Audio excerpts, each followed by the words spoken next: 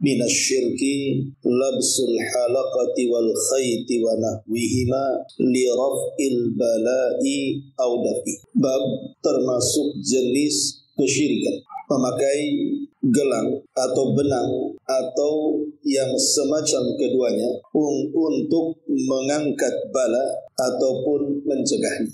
Bab ini tentu ada korelasi dengan bab sebelumnya, karena kan bab sebelumnya kita menjelaskan tentang tafsir daripada kalimat tauhid. Nah, di sini kita akan menjelaskan lawan daripada tauhid, yakni kesyirikan. Kemudian dicontohkan bab pertama, dari contoh-contoh syirik adalah memakai gelang, benang atau yang semacam keduanya untuk mencegah bala atau menghilangkannya. Di sini pengarang tidak menyebutkan syirik apa jenisnya, hanya termasuk syirik. Artinya perkara ini bisa masuk kepada syirkul akbar, bisa masuk kepada syirkul asghar, tergantung keyakinan pemakainya. Nanti kita akan jelaskan.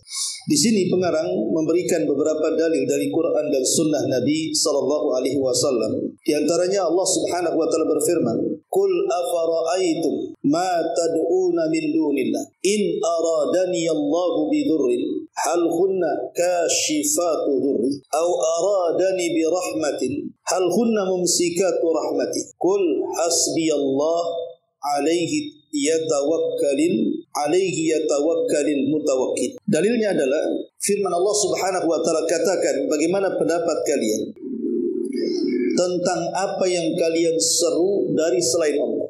Jika Allah Subhanahu wa taala menghendaki kepadaku dengan sebuah bahaya, apakah di sana sesembahan-sesembahan selain Allah itu sanggup untuk menyingkap bahaya itu? Atau jika Allah Subhanahu wa taala menghendaki kepadaku kebaikan dari rahmatnya, apakah mereka para berhala itu sanggup mencegah rahmat Allah Subhanahu wa taala? Katakan, cukuplah Allah sebagai pelindungku, hanya kepada Allah lah orang-orang yang bertawakal menambatkan hati-hati mereka. Ma'asyiral muslimin wal muslimin yang dimuliakan Allah Subhanahu wa taala. Kita tahu bahwa di masyarakat umumnya, tentu yang awam dari tauhid ya, kita tidak bicara orang-orang yang sudah ngaji kayak antum, tentu paham sedikit banyak tentang tauhid. Tetapi masyarakat awam umumnya yang mungkin pembelajaran tauhidnya kurang atau tidak tersentuh dengan tauhid, mereka masih percaya dengan tangkal-tangkal dan jimat-jimat. Terutama kemudian orang-orang yang mengalami sakit, dan sakitnya itu sudah parah dan menaun. Terkadang ada informasi dukun sakti saja, pasti mereka akan mendatangi. Oh, di sana ada dukun bagus, bisa menyembuhkan. Padahal menyembuhkan satu kali, ribuan tidak disembuhkan. Yang viral yang menyembuhkan. Karena umumnya kan dukun-dukun itu pendusta saja. Lah masyarakat ini terkadang saking percayanya, mereka pun kemudian membeli sesuatu untuk pengobatan mereka. Padahal terkadang dukun-dukun ini kan menipu. Contoh umpamanya kasus yang terjadi di negeri kita. Dulu yang viral siapa itu? Samsudin itu siapa? Hah? Samsudin. Itu kan banyak yang datang ke padepokannya, kemudian berobat dan tidak murah bayarnya. Kemudian diobati dengan cara-cara yang terkadang gak masuk di akal. Pakai keris petir, rupanya kerisnya online di Shopee. Ada keris beli online, itu bukan keris sakti, itu ya keris baterai namanya.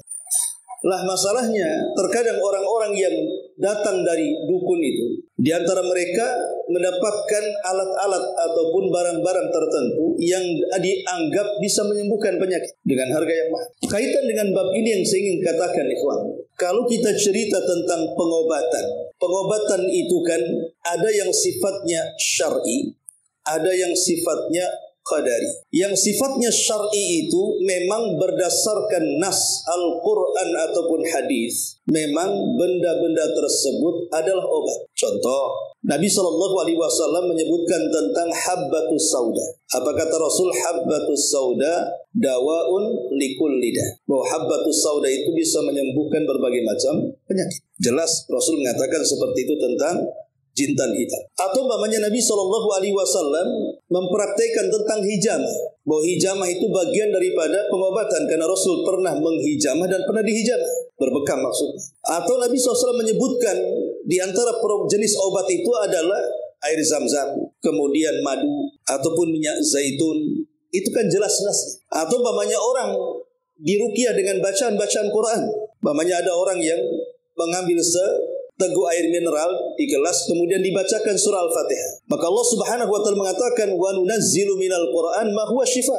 Dan kami turunkan Al-Quran itu terkadang bisa jadi obat. Jelas ada dalilnya secara syar'i kan. Lah sistem pengobatan kalau secara syar'i memang mengobati, silahkan apa yang ditunjukkan Al-Quran dan Sunnah sebagai obat, buat untuk obat. Soal sembuh atau tidak kan urusan Allah, itu kembali ke takdir. Tapi artinya ketika kita memakan atau meminum madu, meminum habbatus sauda, meminum minyak zaitun, air zam-zam, ataupun air ruqyah dan begitu seterusnya, tidak ada masalah. Tidak bertentangan dengan akidah. Boleh juga, sangat dianjurkan. Ini yang pertama. Yang kedua, ada sistem pengobatan itu qadari. Qadari itu artinya tajribah, penelitian yang sangat tajam yang dilakukan oleh laboratorium. Umpamanya ada akar-akar tertentu, daun-daun tertentu, kalau digunakan untuk jamu bisa mengobati penyakit ini, itu dan yang semacamnya. Memang ada penelitiannya. Memang tidak ada dalilnya. Al-Quran tidak mengatakan ini obat. Hadis tidak mengatakan ini obat, tapi ada penelitian dari kedokteran, farmasi, herbalis, dan begitu seterusnya. Bahwa daun-daun tertentu, akar-akar tertentu, biji-biji tertentu bisa menjadi obat. Dan terbukti bisa mengobati walaupun tidak 100%, tapi kebanyakan sembuh. Maka sistem perobatan hasil dari penelitian, dan penelitiannya di atas 50%, lebih banyak yang sembuh walaupun ada juga yang tidak sembuh, maka tidak mengapa. Tidak mengapa. Umpamanya kan ada sekarang buku herbal umpamanya kan, manfaat daun kumis kucing, manfaat apa itu yang pahit itu, pare, daun pare itu. Yang pahit itu kayak sabiloto gitu ya. Ya, brotowali itu apa gitu kan. Nah, itu kan yang pahit-pahit itu kan bisa mengobati penyakit ini dan itu. Dan itu memang sudah diteliti gitu loh. Lah obat-obatan yang sudah diteliti itu walaupun tidak ada Quran dan Sunnahnya tidak menyimpang secara akidah. Gak apa-apa, minum saja. Karena ada penelitian bahwa itu adalah obat. Masalahnya yang ketiga, Quran tidak mengatakan ini obat, Sunnah tidak mengatakan ini obat, penelitian juga belum meneliti ini obat, tiba-tiba dijadikan obat. Itu namanya menjadikan sebab penyembuhan yang bukan sebab penyembuhan. Disinilah terjadi kesyirikan. Yang ketiga ini, orang datang ke dukun tiba-tiba dikasih gelang. Padahal gelang dari dukun tidak diteliti dalam lab apakah bisa mengobati penyakit dia atau tidak. Atau pulang dari dukun atau dari kuburan keramat wali gitu ya, tahu-tahu pulang bawa benang. Kemudian benang ini dikalungkan, digelangkan, ataupun ditaruh di perut, di kaki ya. Dan itu bisa menyembuhkan. Itu kan hanya keyakinan saja. Penelitiannya nggak ada.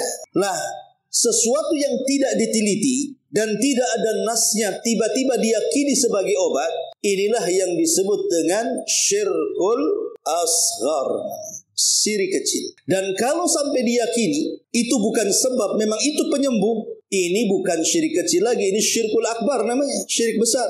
Inilah bab yang kita kaji di sini. Termasuk kesyirikan, menganggap benang, menganggap gelang atau yang semacamnya bisa menyembuhkan atau bisa menolak penyakit. Termasuk kesyirikan. Bisa syirkul akbar kalau diyakini gelang itulah yang menyembuhkannya. Bisa syirkul asghar kalau gelang itu hanya dijadikan sebab tetap Allah yang menyembuhkan. Tergantung keyakinannya. Ma'asyiral muslimin yang dimuliakan Allah Azza wa Jalla. Dari sini kita tahu letak kesyirikannya adalah ketika seseorang menggunakan gelang dan yang semacamnya tadi karena dia menjadikan sebab yang bukan sebab. Itu masalah. Menjadikan sebab yang bukan sebab. Lah manusia terhadap sebab sendiri itu terbagi menjadi tiga. Ada orang yang tidak percaya dengan sebab, gak yakin dengan sebab, sehingga orang seperti ini tidak mau berobat. Dia yakin bahwa penyakit datang dari Allah. Kalau Allah takdirkan sembuh ya sembuh. Gak yakin dia, gak yakin dengan sebab, gak yakin dengan dokter, gak yakin dengan apotek, gak yakin. Ada orang seperti itu. Pokoknya dia yakin penyakit dari Allah. Kalau Allah sudah takdirkan sembuh ya sembuh. Ngapain pula datang ke dokter? Percuma juga katanya. Kalau datang ke dokter lo tidak takdirkan sembuh, ngabisin duit aja katanya. Nah ini ada kelompok yang mereka tidak percaya dengan sebab. Dia tawakal saja. Sakit ya sakit, sembuh ya sembuh. Modelnya kayak gitu. Ya. Ada kelompok yang kedua, terlampau percaya dengan sebab. Inilah jatuh kepada kesyirikan. Terlampau yakin dengan sebab. Bahwa yang menyembuhkan ini sebab ini. Yang menyembuhkan ini barang ini. Yang menyembuhkan ini gelang ini. Yang menyembuhkan ini adalah anting-anting ini atau apalah namanya. Maka ini jatuh kepada kesyirikan.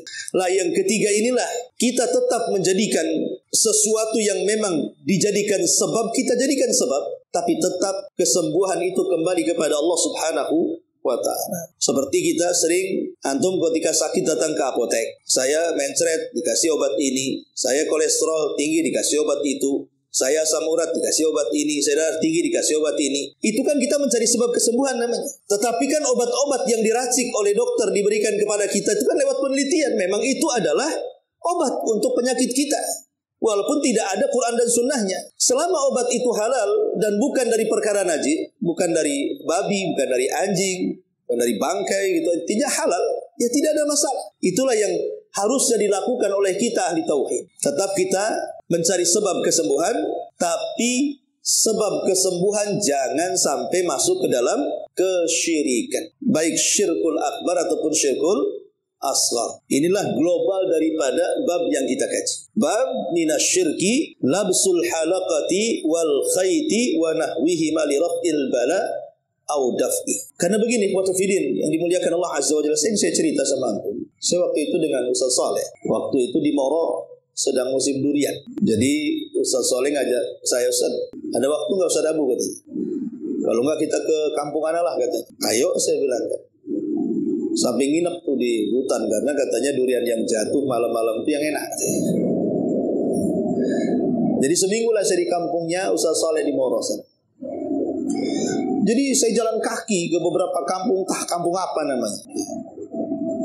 Saya lihat ada satu kampung itu, anak-anak kecilnya banyak menggunakan gelang, kalung, atau diikatkan di perut, benang warna kuning. Hampir anak-anak kecil itu. Sampai bayi baru lahir dikasih. Jadi saya penasaran, kenapa anak-anak sini kok dikasih benang warna kuning? Untuk apa benang ini kan gitu? Mereka mengatakan benang ini didapat dari kuburan keramat, kuburan wali katanya. Di situ ada juru kuncinya. Jadi kalau anak-anak lahir supaya tidak mudah terkena penyakit, tidak mudah terkena sakit katanya, itu harus dililitkan benang dari kuburan keramat wali dan tidak boleh diputus sampai putus sendiri. Nah ini kan apa hubungan penyakit dengan benang? Setahu saya orang yang jual benang itu bukan di apotek. Orang jual benang itu ya di tailor kan, orang tukang jahit kan gitu ya. Mana ada tukang jahit ngobati orang? Oh, tukang jahit itu ya buat baju. Itu kan gak nyambung benang dengan penyakit kan? Kecuali benang operasi. Ya, itu operasi kan itu ya. Tapi ini kan benang jahit, benang warna kuning. Lah inilah yang kemudian jatuhnya manusia ke dalam kesyirikan. Dia menganggap benang itu bisa mengangkat bala. Padahal benang itu secara syar'i bukan obat. Tidak ada Quran Sunnah mengatakan benang obat. Secara penelitian pun tidak ada dokter ataupun pakar-pakar farmasi, kedokteran dan yang semacamnya mengatakan itu obat. Lalu kenapa kemudian tiba-tiba menjadi obat? Itu namanya menjadikan sebab yang bukan sebab penyembuhan. Kalau dia hanya sekedar menjadikan sebab saja, dia yakin Allah yang menyembuhkan, tetap syirik, namanya syirkul asghar. Tapi kalau dia yakini benang itulah yang mengusir penyakit, ini bukan syirik kecil lagi, syirkul akbar. Kenapa? Karena menasabkan kesembuhan kepada benang. Berarti menjadikan benang sesembahan selain daripada Allah, seolah-olah benang itulah yang menyembuhkan. Di sini rahasia perbedaan syirkul akbar dengan syirkul asgharnya di sini. Makanya di sini Allah Subhanahu wa taala mengatakan, "Afara'aitum ma tad'una min dunillah?" Bagaimana pendapat kalian? Apa yang kalian seru dari selain Allah? Apa yang kalian seru dari selain Allah? Maksudnya adalah berhala-berhala. Dan berhala di dunia ini banyak, ikhwan. Hampir semua yang diciptakan Allah itu oleh manusia dijadikan berhala. Mulai dari bintang disembah, bulan disembah, matahari disembah, gunung disembah, laut disembah, binatang disembah, batu, pohon, macam-macam disembah. Seolah-olah tidak ada yang diciptakan Allah kecuali disembah. Dari sini kita tahu sesembahan itu banyak. Bahkan manusia, Fir'aun disembah, Namrud disembah, kan itu. Jadi sesembahan selain Allah Subhanahu wa ta'ala itu banyak.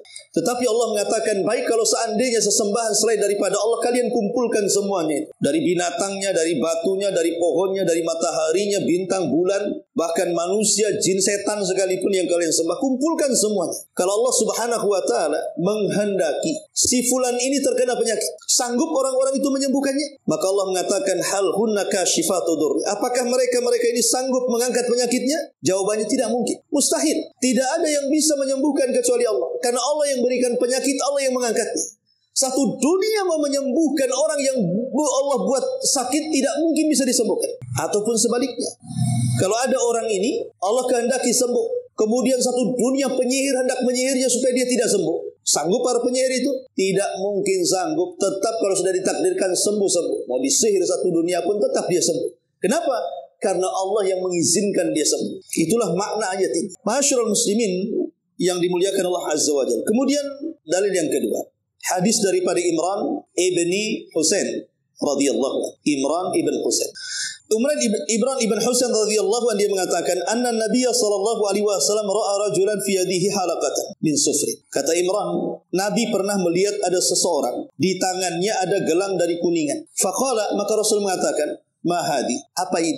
Inilah yang harus antum tanyakan kalau ada kawan-kawan antum yang pakai gelang yang bukan lumrah. Kalau jam tangan kan lumrah gitu ya. Pamannya ada kawan antum pakai gelang giok gitu kan. Nah, aneh rasanya kan.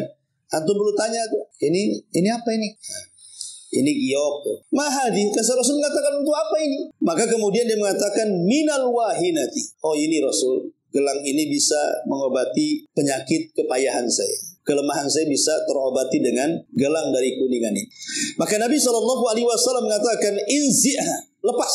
Jangan pakai gelang itu. Fa innaha la taziduka illa wahnan. Karena gelang itu tidak akan menambahkan kamu kecuali makin lemah, bukan makin sembuh. Fa innaka law mitta wa hiya 'alaika ma aflahta abada. Kalau engkau mati gelang itu masih di tanganmu, kau tidak akan selamat selamanya.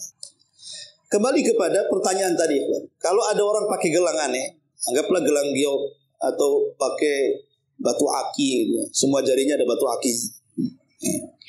Antum boleh tanya, ini apa ini? Oh, batu aki. Kok antum pakai batu aki untuk apa ya? Di sini ada 3 jawaban. Jawabannya 2 syirik, 1 boleh. Kalau dia jawab, oh ini batu aki ini penglaris ini. Gara-gara pakai ini dagangan saya laris. Maka kalau dia kemudian mengatakan seperti itu, jatuh kepada syirkul akbar, syirik besar. Kenapa?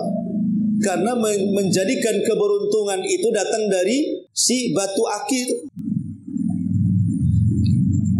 Kalau jawaban kedua mengatakan, oh ini batu aki yang ini ya saya sih sebenarnya kurang yakin.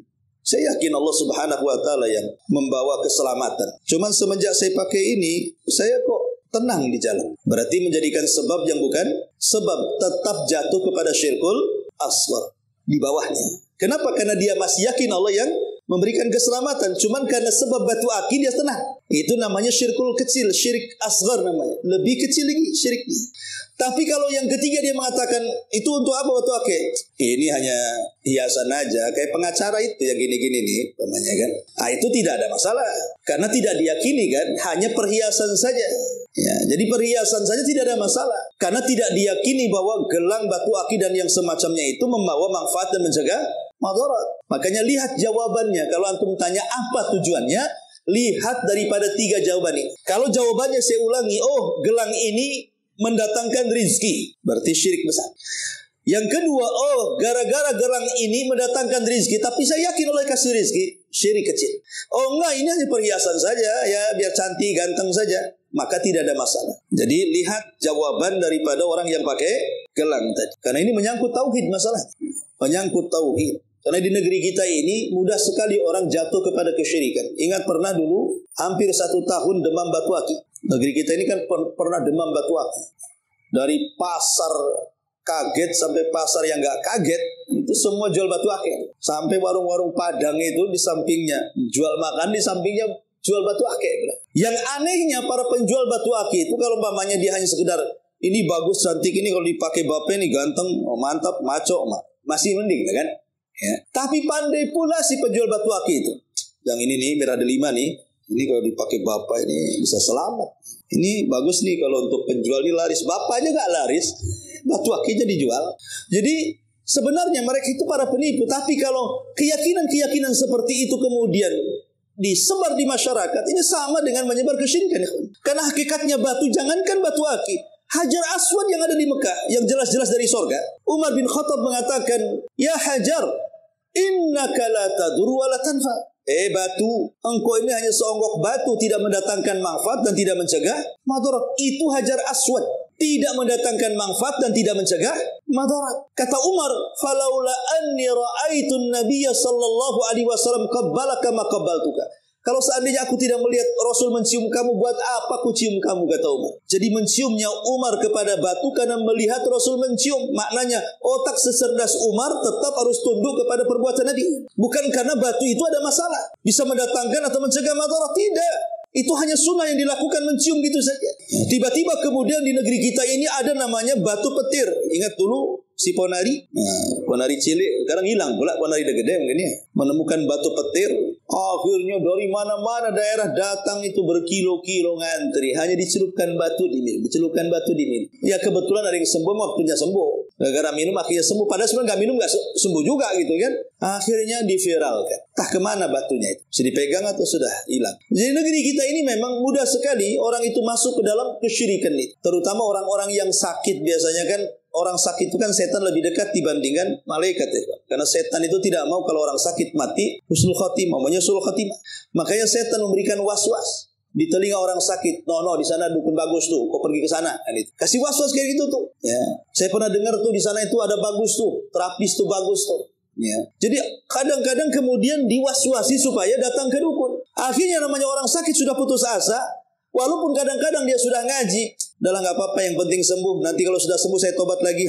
Setan datang di situ. Ya kalau sembuh, udah mikir mau tobat, tahu-tahu datang ke dukun, mati bulan. Kapan tobatnya? Mati di atas kesyirikan dia. Itulah yang dikatakan Rasul di situ.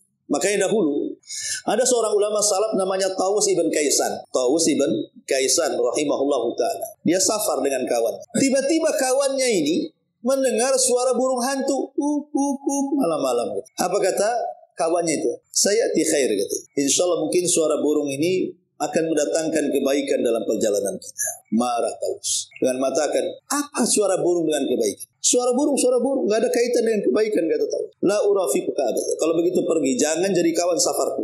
Suara burung sama dengan suara ayam sama dengan suara kucing sama dengan suara ambing, suara kambing sama dengan sapi. Apa bedanya suara?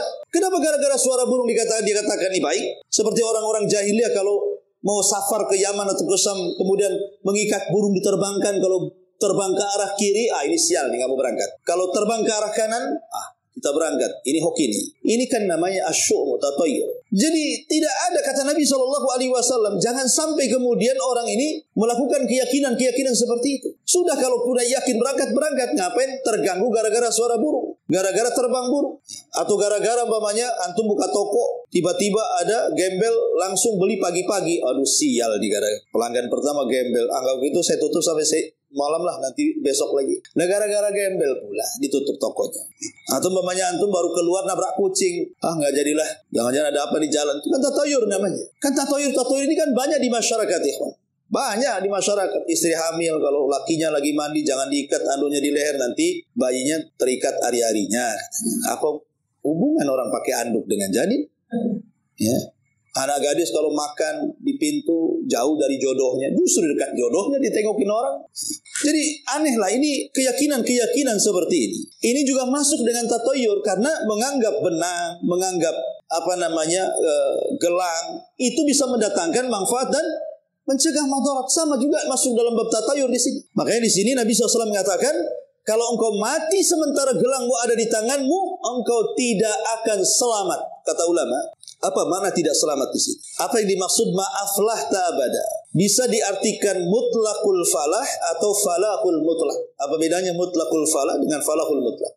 Kalau mutlaqul falah selamanya tidak akan selamat. Maknanya tidak akan pernah masuk surga, kekal di neraka. Kalau memakai gelang dan yang semacamnya jatuh kepada syirkul akbar. Atau maknanya falahul mutlaq, artinya falahul naqs, artinya keberuntungannya kurang. Ya tetap masuk neraka, tetapi ada kesempatan masuk surga walaupun dia lama di nerakanya. Karena bedanya syirik kecil dengan syirik besar itu, kalau syirik besar mengeluarkan dari Islam, kalau syirik kecil tidak mengeluarkan dari Islam. Syirik besar menjadikan pelakunya kafir, syirik kecil tidak menjadikan pelakunya kafir. Syirik besar masuk neraka tidak akan pernah keluar. Syirik kecil masuk neraka masih ada kesempatan keluar, tapi sekecil-kecilnya syirik masih besar daripada dosa zina, mencuri, membunuh dan yang semacamnya. Tetap dosa syirik itu luar biasa besar. Walaupun kecil, apalagi besar. Ya. Lah Nabi SAW mengingatkan di sini. Untuk apa gelang ini? Dia mengatakan supaya saya sembuh. Kata Rasul, cabut la taziduka illa wahlan. Justru gelangmu, antingmu, batu akimu, apapun yang ada di badanmu yang kau jadikan jimat itu tidak akan menambah kecuali kelemahan. Kenapa tidak menambah kelemahan? Kata Rasul, ada dua penafsiran para ulama. Pertama, penyakitnya makin parah. Karena memang gelang itu tidak mengobati. Ketika dia yakin dengan gelang yang tidak mengobati, akhirnya penyakitnya tidak diobat-obati kan? Makin parah lah. Ketika dia yakin gelang itu obat, sementara dia bukan obat, dia lupa bahwa ada obat yang di sana yang tidak dicarinya, lambat laun penyakitnya makin parah. Itu maksudnya Nabi SAW, la taziduka illa wahnan. Yang kedua maksudnya la taziduka illa wahnan, maksudnya adalah tidak akan menambah kelemahan, maksudnya penyakit hati bukan penyakit badan. Hatinya makin sakit bukan badannya. Karena ketergantungan kepada jimatnya lebih kuat dibandingkan ketergantungan dia kepada Allah Subhanahu wa taala. Ini dalil yang kedua. Kemudian dalil yang ketiga, walahu an Uqbah bin Amir marfu'an, dan juga dari Ahmad dengan sanad dari Imam Ahmad, yang diriwayatkan dari Imam Ahmad dari sahabat Uqbah bin Amir secara marfu sampai kepada Rasul. Rasul mengatakan, man ta'allaqa tamimatan fala atammallahu lah, wa man ta'allaqa wada'atan fala wada'allahu lah, wa fi riwayatin man ta'allaqa tamimatan faqad asyrak. Siapa yang menggantungkan jimat, Allah tidak akan sempurnakan keinginannya. Siapa yang menggantungkan jimat, Allah tidak akan letakkan ketenangan dalam hidupnya. Dalam riwayat, siapa yang menggantungkan jimat, maka dia telah melakukan kesyirikan. Lihat tiga perkara di sini. Allah tidak akan menyempurnakan keinginannya. Allah tidak akan membuat tenang hidupnya, dan dia terjerumus kepada kesyirikan. Berarti tiga bahaya orang memakai jimat itu. Pertama, fala atammallah. Allah tidak akan sempurnakan keinginan. Ingin sembuh pakai jimat malah enggak sembuh. Tidak disempurnakan keinginan. Yang kedua, tidak akan diberikan ketenangan karena hatinya terkait dengan jimat terus. Enggak akan tenang hidupnya. Kemudian yang ketiga, jatuh kepada kesyirikan karena menjadikan gelang dan jimat itu sebagai Tuhan selain daripada Allah Subhanahu wa taala. Ini bahaya orang menggunakan gelang. Dan yang terakhir, Walid bin Abi Hatim an Hudzaifah annahu ra'a rajulan fi yadihi khayt min al-humma faqata'ahu wa tala qawlahu wa ma yu'minu aktsaruhum billahi illa wa hum musyrikun. Begitu juga dari Imam Ibnu Abi Hatim dari sahabat Hudzaifah. Hudzaifah melihat ada seseorang dalam tangannya ada semacam gelang dari benang untuk menangkal penyakit panas supaya tidak demam pakai benang. Maka Hudzaifah langsung datang, kemudian ditarik tangannya, diputus langsung ke benang, dan dia membaca, tidaklah kebanyakan orang beriman itu kecuali mereka banyak melakukan kesyirikan. Ini Hudzaifah melihat kemungkaran kesyirikan, karena tidak ada mungkar yang lebih mungkar lagi melebihi kesyirikan. Tapi ingat, perbuatan Hudzaifah dia sesuai dengan kekuasaan dia. Ketika dia melihat ada seorang menggunakan benang langsung didatangi, diputuskan, karena dia yakin orang itu tidak akan bermasalah di bawah kekuasaan dia. Ya. Maka mencegah kemungkaran itu, lihat kondisi. Kalau kita punya kekuatan, cegah dengan tangan. Langsung main eksekusi di tempat. Pamannya RT, RW kan punya kekuatan tuh. Ada laporan main musik PRT, dah langsung datangi, tutup. Dan itu namanya langsung dengan kekuatan. Ya, atau seorang tua anaknya mabuk, marahi anaknya. Nah. Tapi kalau tidak sanggup, maka cukup dengan lisan nasihat. Cukup dengan lisan. Kalau tidak sanggup karena dia orang yang lebih kuat dibandingkan kita, umpamanya yang pakai orang tua, jimatnya, aduh, kalau saya nasihati bisa diusir saya dari rumahnya. Kalau saya buang jimatnya makin murka dia, umpamanya kan. Maka ada alternatif terakhir dengan doa dalam hati, walaupun itu selemah-lemahnya ini. Tetapi kalau bisa memang umpamanya mendawai orang tua ini berkali-kali, tetap pakai suka gandrung dengan jimat ya. Udah dimacem-macemin juga. Boleh nggak seseorang lah, udahlah kalau gitu pas orang tua nggak ada atau meleng orang tuanya, diambil aja jimatnya dibuang. Boleh nggak tuh? Dahulu ada seorang sahabat namanya Amr ibn Jamu, tokoh Ansor. Amr ibn Jamu sebelum masuk Islam itu suka dengan berhala, sampai dia punya berhala khusus di ruangan khusus. Itu dipelihara berhala itu, pokoknya dibersihkan, dikasih wewangian, pokoknya spesial berhala dibandingkan berhala-berhala yang lain. Lah Amr ibn Jamu punya anak namanya Mu'ad ibn Jamu. Mu'ad ibn Jamu sudah masuk Islam, bapaknya tidak. Dia kawannya Mu'ad bin Jabal. Jadi karena sudah dinasihati bapaknya, degil tidak mau tobat juga, tidak mau masuk Islam, tetap di atas kesyirikan. Mu'adz bin Jabal ini bersiasat. Cemana cara menyadarkan bapaknya? Jadi saat bapaknya safar, dia masuk ke ruangan berhala bapaknya, diambil berhala besar itu, dibopong dia, dibawa ke belakang rumah, disungsepkan di parit. Jadi kepalanya masuk ke parit, kemudian kakinya ke atas. Datang bapaknya dari safar, mau nyembah berhala, hilang berhala.